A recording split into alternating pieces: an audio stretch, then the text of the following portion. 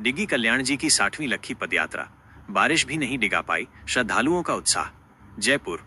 भक्ति, श्रद्धा और उल्लास के साथ डिग्गी कल्याण जी की 60वीं लक्खी पदयात्रा जयपुर के चौड़ा रास्ता स्थित प्राचीन तारकेश्वर महादेव मंदिर से धूमधाम से शुरू हुई।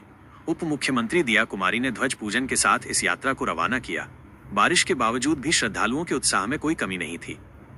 यात्रा का भव्य स्वरूप, श्रद्धालु भजन कीर्तन, जयकारों और भक्तिमय नृत्य के बीच आगे बढ़ रहे हैं। यात्रा में हजारों की संख्या में भक्त शामिल हैं। यात्रा का मुख्य आकर्षण शाही लवाजमा है, जिसमें हाथी, घोड़े, ऊंट और बैंड बाजे शामिल हैं। इसके साथ ही शिव, पार्वती, हनुमान और राधा कृष्ण की मनमोहक झांकियां भी भक्तों को अपनी ओर खींच रही हैं। भक्ति का अनोखा प्रदर्शन। इस धार्मिक यात्रा की एक और खास बात यह है कि कई श्रद्धालु जमीन पर लेट लेट कर कनक दंडवत करते हुए आगे बढ़ रहे हैं।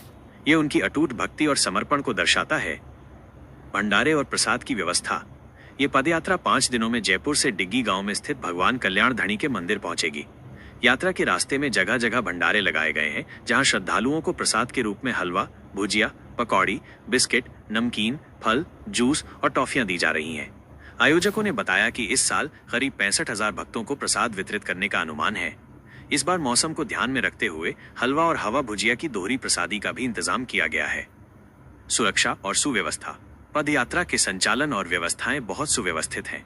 सुरक्षा और यातायात को ध्यान में रखते हुए प्रशासन और पुलिस द्वारा विशेष इंतजाम किए गए हैं, ताकि श्रद्धालुओं को कोई परेशानी न हो।